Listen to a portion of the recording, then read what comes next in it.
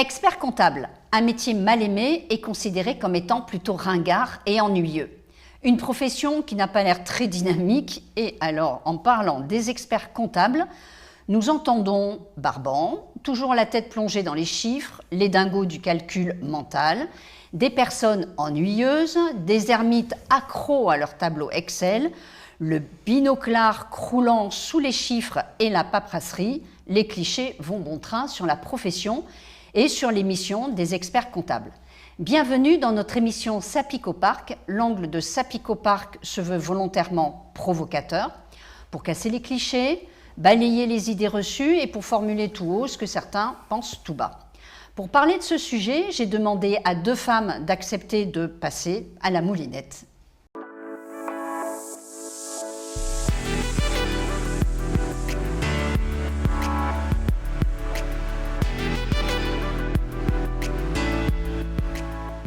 Le saviez-vous, la naissance de la comptabilité, c'est une histoire très ancienne.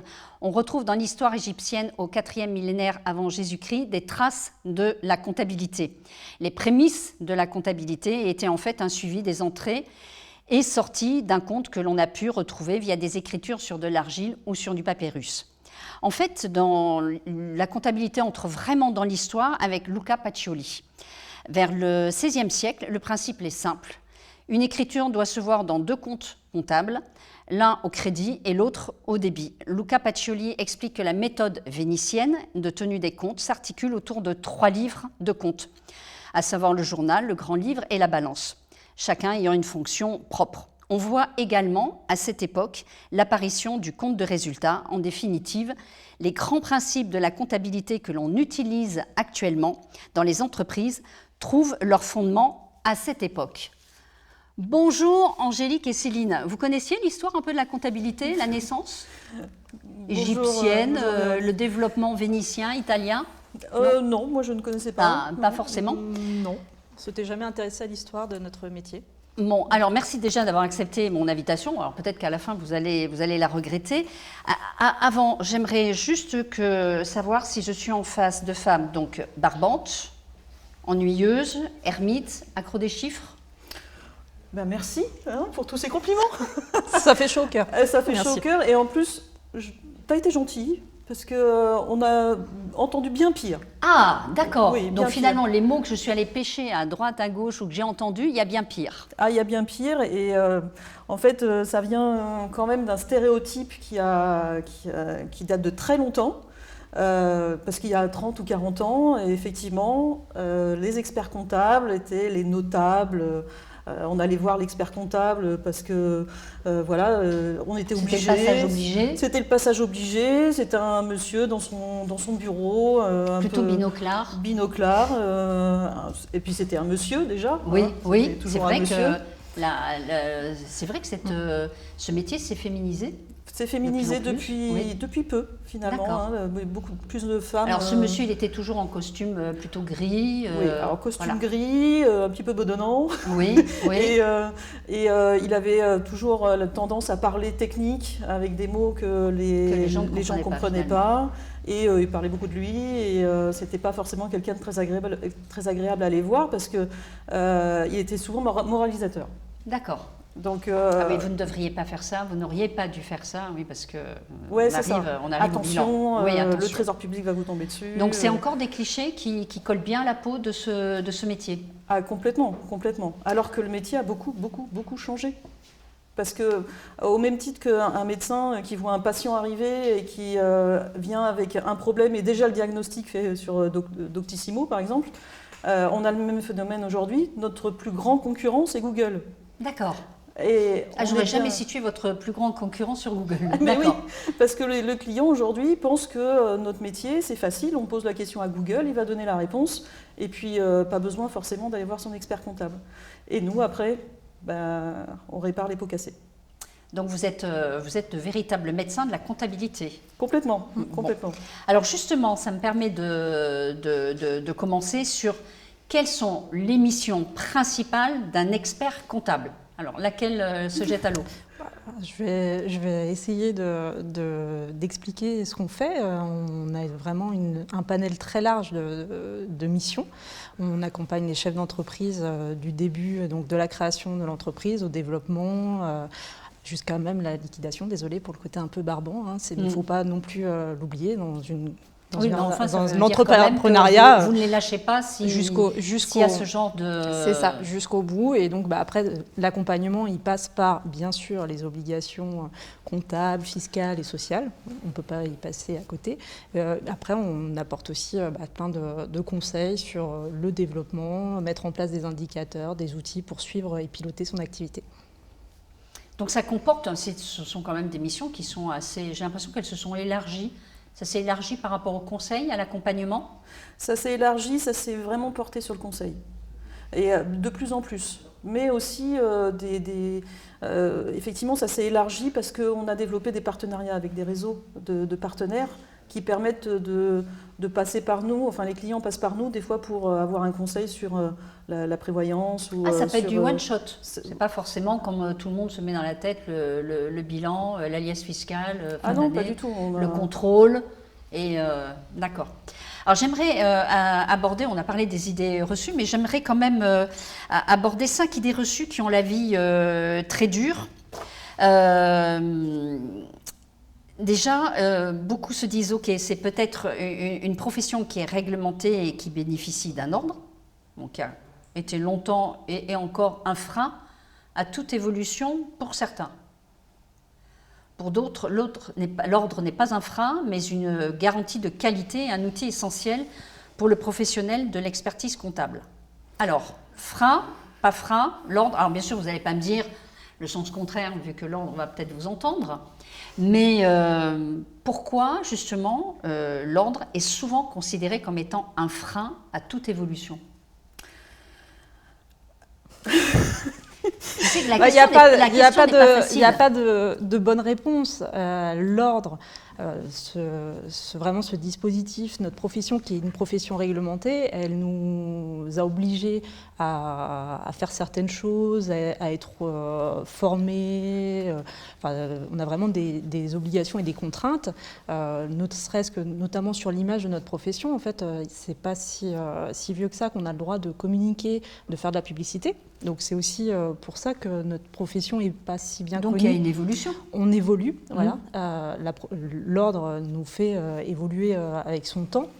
Et donc c'est une contrainte, mais... C'est une contrainte, mais en même temps, c'est aussi un outil pour nous, pour un gage de qualité vis-à-vis du client. Parce que l'ordre des experts comptables exige énormément de nous, aussi bien en qualité qu'en formation. Donc un client qui va voir un expert comptable, il sait qu'il a une formation obligatoire continue. On a fait 8 ans d'études, mais finalement, on n'en est jamais sorti des études. C'est ce que je pensais, parce que je voyais l'ordre comme étant une réglementation, certes très, très dure, un véritable corset, pas facile d'en sortir, mais ça amène une garantie et un gage de qualité par rapport à, et j'insiste là-dessus, cette profession qui est réglementée. Oui, tout à fait. Et d'ailleurs, quand il y a un litige avec un client, l'ordre des experts comptables peut intervenir pour faire de l'arbitrage. On a une commission qui est faite pour ça, pour que quand le dialogue n'est plus possible entre l'expert comptable et le client, l'ordre peut mettre en place un dialogue et trouver une solution au litige. Donc l'ordre dialogue. L'ordre dialogue. Alors l'ordre dialogue, mais aussi peut nous taper sur les doigts. Oui, on a une commission disciplinaire. On a des sanctions. C'est pour ça que je voyais plutôt l'ordre comme étant une garantie que comme un empêcheur d'évolution. Mais ils viennent nous contrôler. Ouais, et ils viennent en plus nous contrôler. Tous les 3 ans. Ouais. Tout à fait. L'expert comptable est une machine. Oui. La main greffée à une calculatrice. On exagère à peine. Non. Le compteur de haricots, comme le voient certains. C'est mignon, compteur de haricots. C'est mignon. Ça vient d'une étude qui a été menée dans les pays anglo-saxons. Donc voilà, vous avez un peu de distance, mais pourquoi on vous voit encore comme une machine ? En fait, on nous voit comme une machine parce qu'à l'époque, on avait quand même les grands livres. Et on écrivait, on avait la bande machine, on faisait des kilomètres de bande machine pour faire les comptes Ah oui, des les sociétés. calculatrices qui sortent les petites bandes. Oui, avec le petit bruit. Oui, en fait, j'ai connu ça. Notre côté machine a été remplacé par les ordinateurs.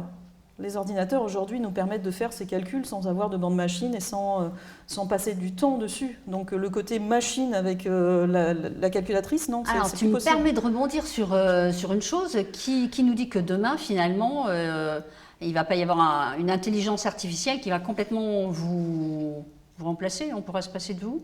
Ah bah, la saisie comptable, le cap est déjà passé. La saisie comptable, elle est complètement automatisée de nos jours. Enfin, et sur l'expertise comptable ? L'expertise comptable, non, parce que les chiffres, c'est une chose, mais il faut les faire parler après. Alors justement, deuxième idée reçue, il ne se préoccupe que des chiffres de l'entreprise. Sur un lieu où d'interminables listes de chiffres sont déroulées. Bah non, parce qu'en fait, notre vie, elle serait très ennuyante. Vous êtes considérée comme étant ennuyeuse déjà là. Bah oui, mais finalement, on le dit qu'on ne l'est pas. Donc vous ne vous préoccupez pas que des chiffres de l'entreprise. Vous ne regardez pas l'entreprise à travers le filtre des chiffres. Ah bah si, on regarde l'entreprise, mais on ne reste pas figé dans les chiffres. Les chiffres, ok, on a choisi ce métier parce que les chiffres, on avait quand même une certaine accointance, ouais, voilà. Un certain amour, on va dire. Oui, oui, mais au final, dans notre journée, on est très peu sur les chiffres en fait. Comme je te dis, le côté saisie comptable maintenant est fait quand même de façon assez automatique. Après, on fait parler les chiffres, mais on n'est pas dedans. Enfin, on fait parler les chiffres. Et on a beaucoup de dialogue avec le client. Le client doit nous parler, nous expliquer et nous faire comprendre comment on est arrivé à ces chiffres-là. Donc finalement, les chiffres, on s'appuie dessus, d'accord. Mais c'est loin d'être le cœur de notre métier. Est-ce que je dois comprendre que c'est votre base pour comprendre l'activité, pour faire, j'allais dire, des pronostics, pour faire des hypothèses, des projections ?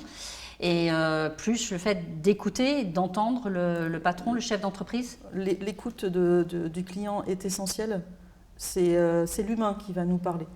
On va même parfois détecter un petit mensonge ou un petit oubli. Les chiffres d'un côté, le dialogue et poum, c'est le coup de règle sur les doigts ? Non, on n'est pas comme ça. Non, là c'est une image dépassée aussi. Ah oui, complètement. Tu as dit moralisateur. Moralisateur, voilà. Oui, l'expert comptable de l'époque était moralisateur. Il disait attention, il ne faut pas faire ça, attention, il ne faut pas faire ça. Nous, maintenant, la profession est de plus en plus dans le conseil et dit attention, si vous faites ça, il risque ça. Voilà. À vous de prendre la décision. Après, c'est vous qui prenez la responsabilité. Idée reçue, mon entreprise est trop petite pour faire appel à un expert comptable. Freelance finalement, profession indépendante, entreprise individuelle, auto-entrepreneur. De nombreux profils de chefs d'entreprise estiment que le recours à un expert comptable est inutile dans la mesure où ils ne sont pas contraints par aucune obligation légale. Qu'est-ce que vous en pensez ? À partir de quand j'ai besoin ou il serait pertinent que j'ai un expert comptable ? En fait, il n'y a pas de moment où c'est go, on va avoir un expert comptable. C'est plutôt sentir et essayer de voir comment il peut nous apporter, puisqu'on l'a dit, on a une palette vraiment de missions. Donc, suivre de la comptabilité, ça va être sur une certaine taille d'entreprise, mais par exemple sur de la création d'entreprise, le fait de passer par un expert comptable, certes c'est un investissement, mais on peut... ça permet d'éviter beaucoup d'erreurs aussi. Voilà, éviter dès le départ. Éviter des erreurs, des économies, parce que au final, quand on crée sa société sur Internet, la plateforme Internet ne va pas vous dire attention, la date de clôture, un 1er novembre, c'est pas terrible en date de clôture. Nous aussi, normalement, on le dira. Et donc, au final, on crée une société avec une mauvaise date de clôture. Et pour récupérer l'erreur, on va payer plus, parce qu'on va devoir changer les statuts, faire les modifs.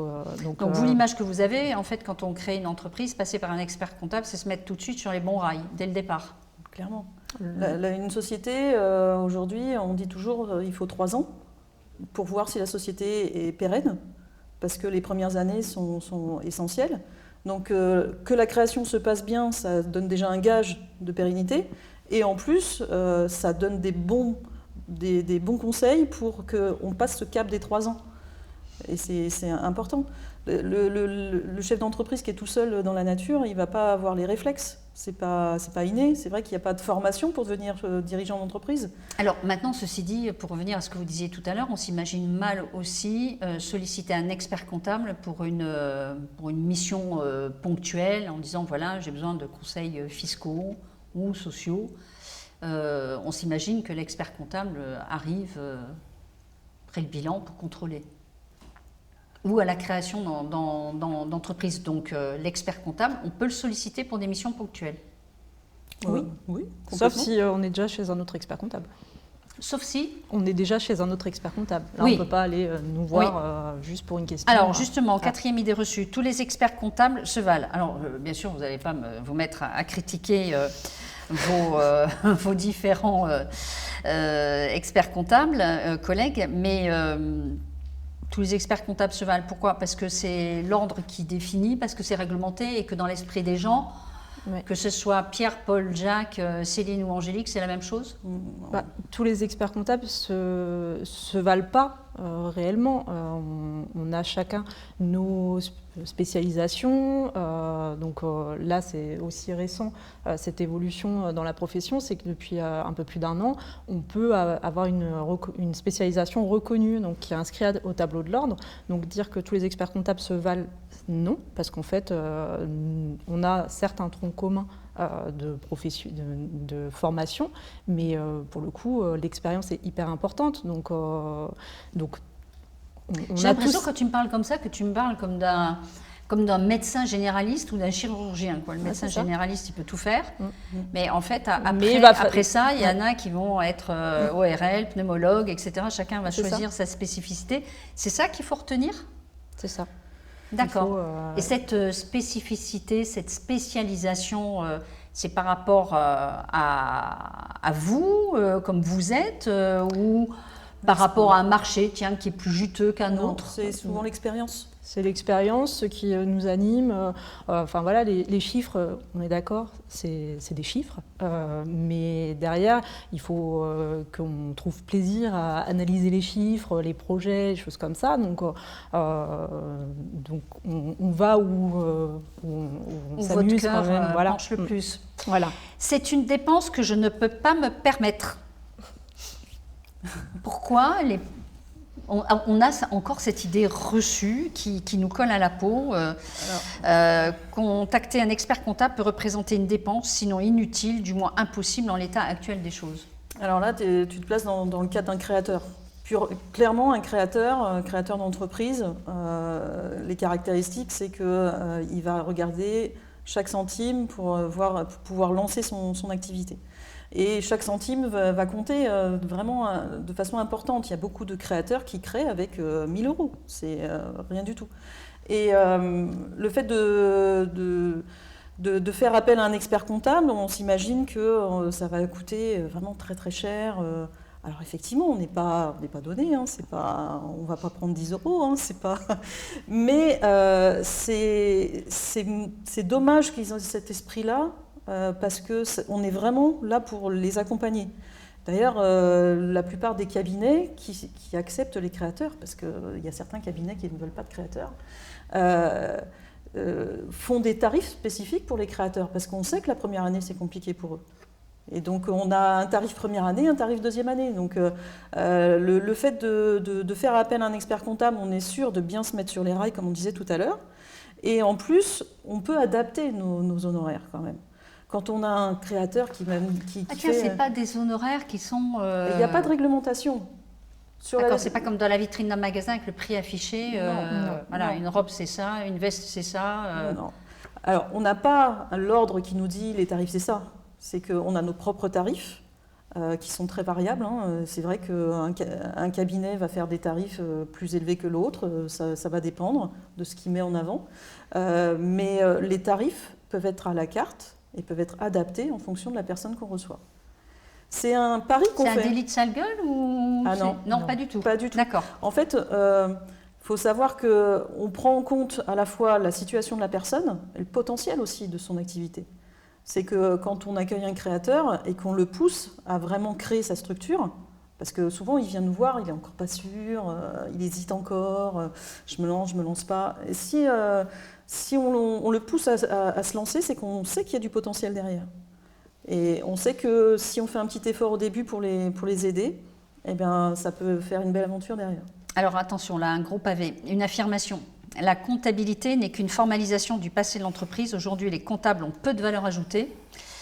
Ils se contentent de la tenue de compte, de quelques conseils en optimisation comptable, fiscale ou sociale. Je suis certain que dans les années à venir, leur nombre va largement diminuer, car leur fonds de commerce, qui est la tenue de compte, va se faire de façon automatique. On en a un peu parlé tout à l'heure, mais j'aimerais que vous m'apportiez des commentaires sur ce genre de choses. On a l'impression que certains, quand on se projette dans l'avenir, disent ça, c'est une profession qui est vouée à disparaître. Ouais, bah ça, on l'entend depuis plusieurs années. Hein. Ah d'accord, ah, okay, oui, donc c'est pas tout nouveau. Ça fait, on va dire, une dizaine d'années qu'on dit que les experts comptables vont disparaître. On est encore là, hein, et on y croit encore. Mais d'ailleurs, c'est ce souci d'attractivité de la profession, c'est que les jeunes ne vont plus dans les métiers de la comptabilité parce qu'on leur dit qu'on va disparaître, qu'il n'y a pas d'avenir. Le métier, c'est sûr. Cette idée-là Mais le métier d'il y a 30 ans n'existe plus, ou n'existe quasiment plus, c'est vrai. Il a disparu d'une certaine façon, puisqu'on a évolué. La partie digitalisation, c'est pas ça qui va nous faire disparaître. On l'a déjà mis en place et en effet, la saisie comptable, elle est automatisée de plus en plus. Oui, mais c'est plus c'est ce qui doit réellement vous permettre de vous dégager plus de temps, vous, sur autre chose. C'est ça, c'est vraiment ce cap qu'il faut passer et cet enjeu, c'est qu'au final, on n'est plus dans la saisie comptable qui apporte pas grand-chose aux clients, parce qu'en fait, en effet, ressaisir ce qui est passé sur le relevé bancaire, ça apporte pas grand-chose aux chefs d'entreprise. Mais du coup, on a automatisé des tâches un peu rébarbatrices, mais du coup, on va être plus disponible sur du conseil, sur de l'accompagnement, sur ce contact client. Enfin, on le dit ou on va le dire, c'est l'humain, il est hyper important en fait. Et le conseil vous pousse dans ce genre, le conseil vous pousse dans cette direction-là, la digitalisation, tout à fait. De moins en moins, on va dire, et on le verra après, de surcharge, papasserie, etc., par rapport à plus de conseils, d'accompagnement, de suivi du chef d'entreprise, de connaissance du chef d'entreprise, connaissance de l'humain. Oui, totalement. Enfin, l'Ordre propose des formations pour des experts qui n'ont pas encore fait le cap de cette digitalisation, parce qu'il y a plein d'outils, il faut trouver sa propre organisation. Le Covid a accéléré aussi ce cap. Et tant mieux. Tant mieux. C'est et vraiment, côté client, je dirais, et côté cabinet aussi, des deux côtés. Et ce qu'il faut se dire, c'est que l'époque où on restait derrière notre bureau à attendre les boîtes de chaussures ou les enveloppes pour faire la compta, elle est finie. D'accord. On récupère tout via des applications, via Internet. Et par contre, on ne reste pas derrière notre bureau. On va au contact des chefs d'entreprise, on va aller sur place, voir les projets, comment ça se passe, comment c'est organisé, pour apporter des choses concrètes à nos clients. Et opérationnelles. Et opérationnelles, quand on va sur place, on voit comment ils sont organisés, on dit peut-être que là, il y a quelque chose à faire. Alors pourquoi les cabinets se plaignent d'une surcharge de réglementation juridique, fiscale, sociale et administrative depuis plusieurs années, avec une instabilité législative permanente qui fait que malheureusement les cabinets sont occupés à 70% de leur temps par des tâches chronophages. Vrai ou faux? Laquelle me répond? Alors c'est vrai et c'est faux en même temps. Ah, c'est vrai, c'est faux. Alors, on va faire en Alors, vrai pourquoi? Vrai parce que de plus en plus, on fait le travail qui était fait par les organismes sociaux et par l'administration fiscale. De plus en plus, c'est nous, du cabinet, on envoie les informations, des informations qui étaient avant traitées par des gens qui ressaisissaient à l'administration fiscale. Aujourd'hui, nous, on génère les déclarations, on envoie tout est traité automatiquement, mais ça vient de nous. Ça vient de nous aussi, on appuie sur le bouton pour le paiement, par exemple. C'est plus le client qui fait le chèque, le contrôleur des impôts qui reçoit le chèque, qui l'enregistre et puis qui le dépose à la banque. Oui, tout est automatisé. Et donc, même au niveau social, il y a énormément eu de changements à ce niveau-là. C'est qu'on envoie maintenant des déclarations tous les mois et finalement, c'est traité par des robots derrière. Et donc, toute cette partie automatique qui a été un gain de temps, de productivité par l'administration fiscale, s'est reportée sur nous. Nous, on n'avait pas tout ça à faire avant. D'accord. On n'avait pas toute cette... Alors, excuse-moi, je vais un peu te piquer ou te passer à la moulinette, mais c'est quand même un plus dans ton activité que tu peux facturer. Eh ben non. D'accord. Parce que c'est complètement pas de la transparent. Mission plus. C'est complètement transparent par le client. Le client me dit, mais moi je suis d'accord pour continuer à faire des chèques, pourquoi vous m'embêtez avec ça ? Lui, il n'a pas d'intérêt à me payer plus pour une opération qui, pour lui, est complètement transparente. Il ne voit pas tout ça. Ça, c'est vraiment les coulisses. Hein. C'est des choses, pour lui, ça se fait automatiquement. Il ne voit pas du tout la masse de travail que ça représente. Donc, il faut continuellement mettre à jour nos outils, continuellement mettre à jour nos process pour coller aux exigences de l'administration. Et ça, effectivement, c'est...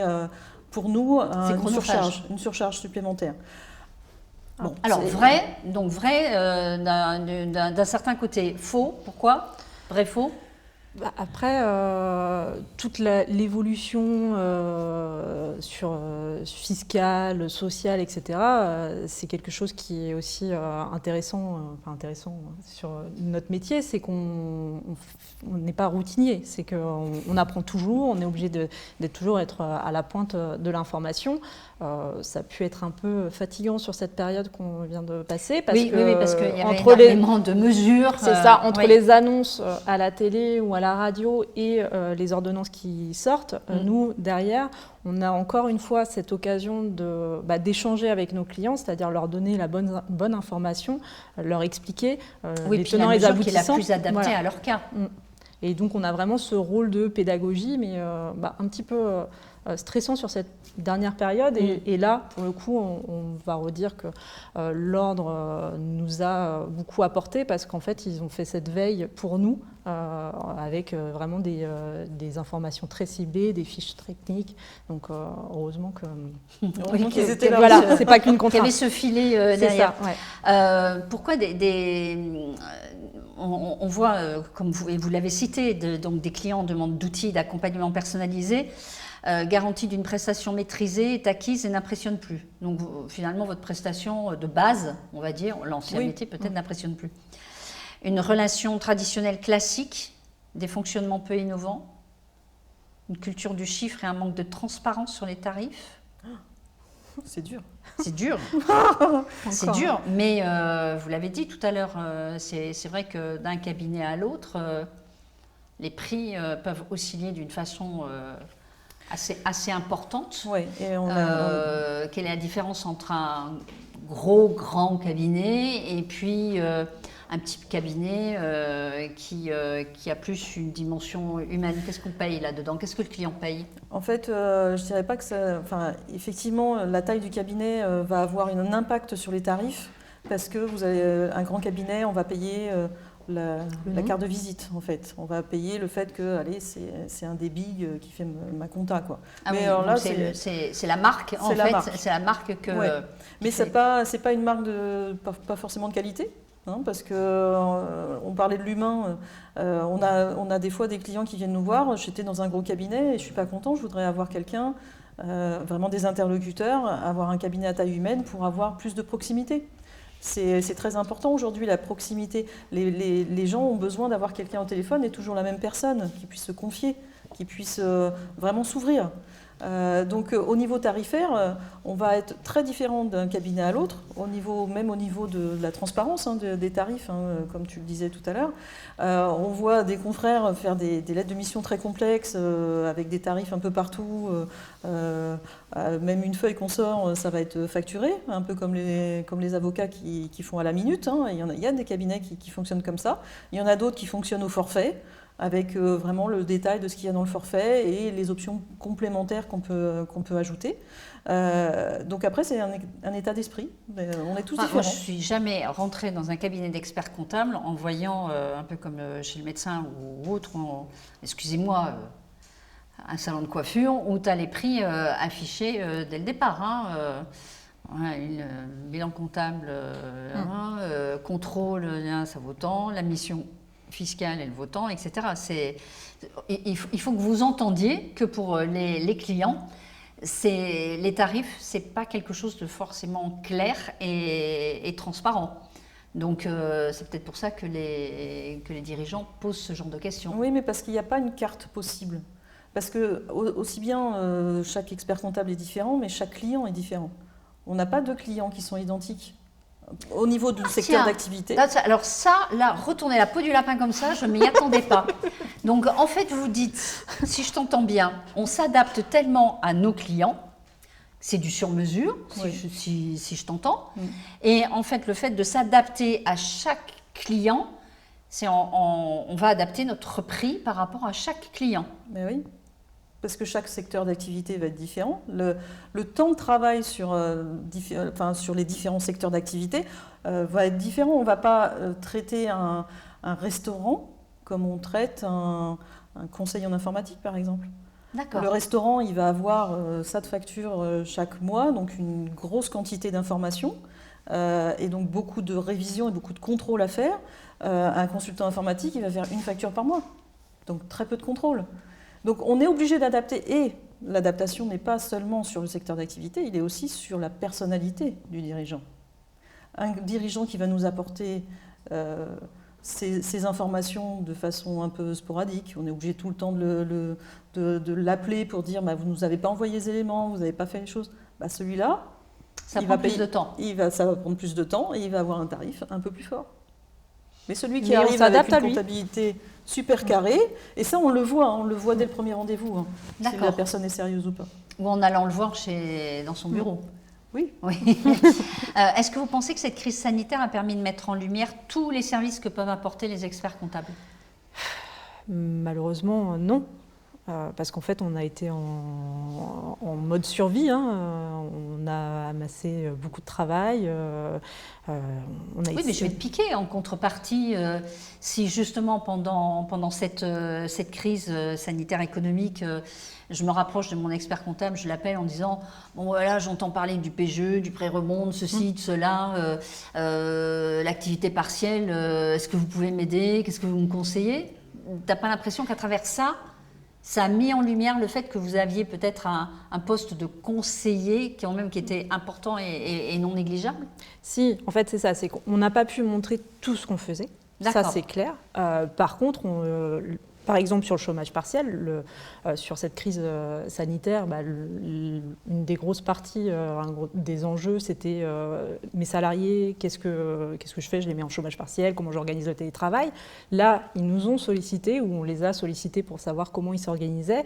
Et en effet, là, ils se sont rendus compte qu'on n'était pas juste des personnes qui faisaient des bulletins de salaire et des déclarations sociales, mais qu'on pouvait apporter du vrai conseil. Et voilà, donc oui, sur certains aspects, ils nous ont... Alors, j'aimerais te repiquer sur ce que tu viens de dire.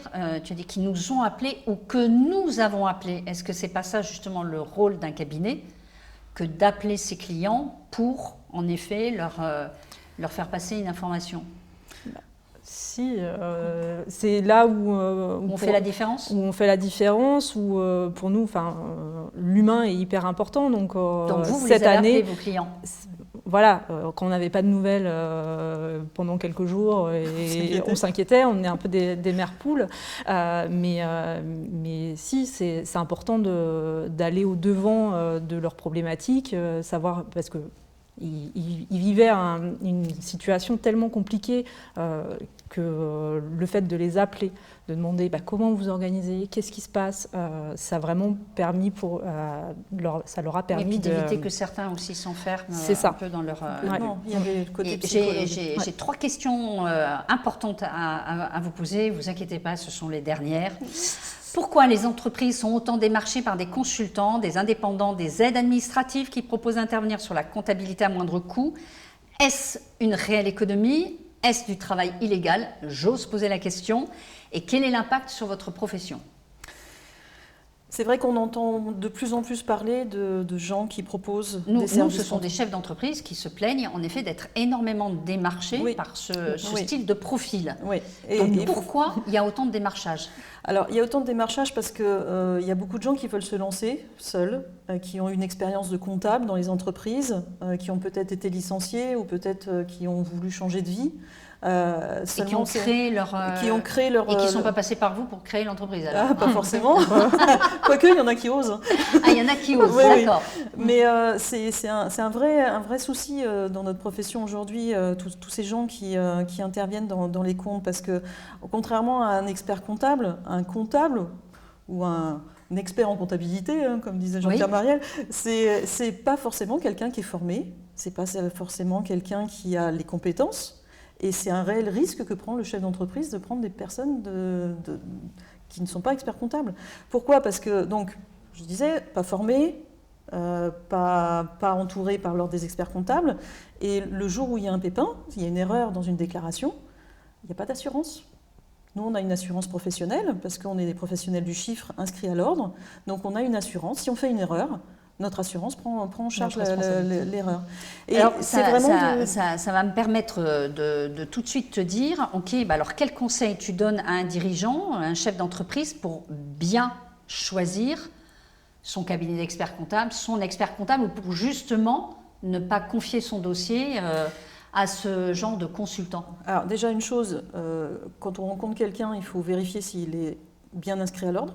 Parce qu'il y en a certains qui se disent experts comptables, malheureusement, qui mentent.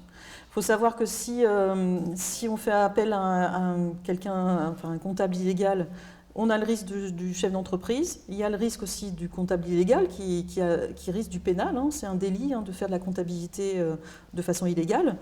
C'est dans l'ordonnance de 1945 qui régit notre profession. Et comment choisir après son expert comptable ? Il faut en rencontrer plusieurs. Ah, carrément. Ah ben oui.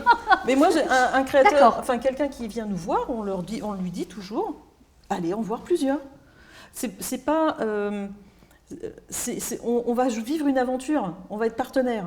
On ne choisit pas son partenaire comme ça, en prenant le premier qui vient, avec le tarif qu'il fait, etc. Je ne sais pas, à toi conseil, par lettre alphabétique, ça commence par A, tiens, c'est elle que je vais voir. Alors il y a un L apostrophe devant. On n'est pas en première.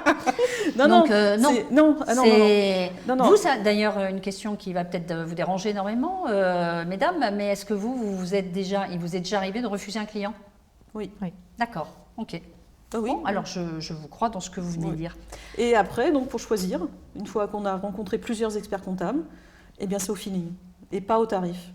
Le tarif, évidemment. Ah, donc tu fais passer le feeling en premier par rapport au tarif. Je pense que c'est le plus important parce qu'il faut faire confiance dans la personne qu'on a en face de nous. Il faut entendre son discours, voir que ça peut matcher.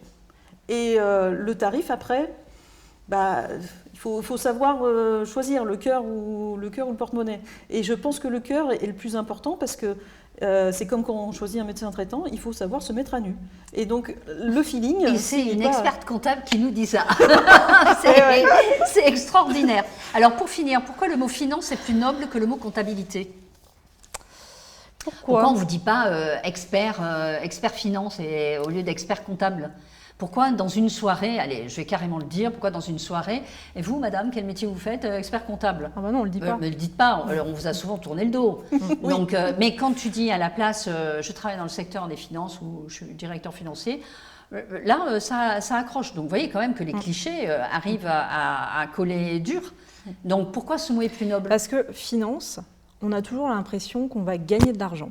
On va avoir du conseil, du profit, c'est une vraie opportunité. Alors que comptabilité, c'est contrainte.